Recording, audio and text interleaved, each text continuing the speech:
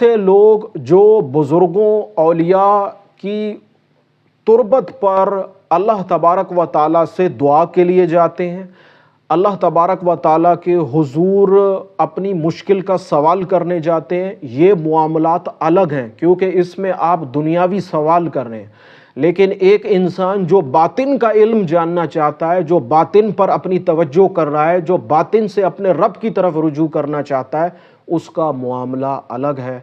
تو ہمیشہ اس بات کو یاد رکھیں، ہمیشہ زندہ انسان سے فیض لینا آسان ہے بنسبت قبر سے فیض لینے کے۔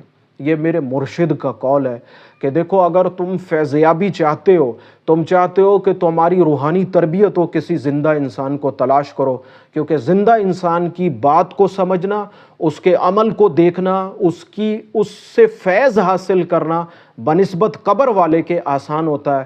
اگر آپ کسی قبر والے کے پاس جاؤ گے تو وہ دوسری فریکوینسی پر موجود ہے، وہ دوسرے عالم میں موجود ہے، آپ اس عالم کی نہ زبان جانتے ہو، نہ اس کی بات کو سمجھ سکتے ہو، نہ اس کے حکم کو سمجھ سکتے ہو، تو آپ باوجود کوشش کے بھی ناکام رہو گے۔ اب اس کی مزید تھوڑی سی وضاحت دے دیتا ہوں۔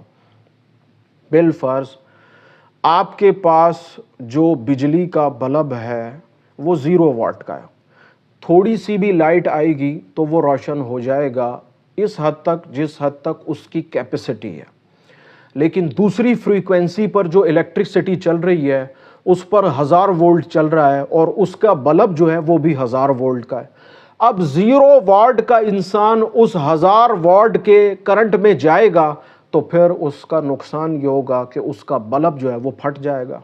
تو یہ انسان کی روح کی مثال ہے۔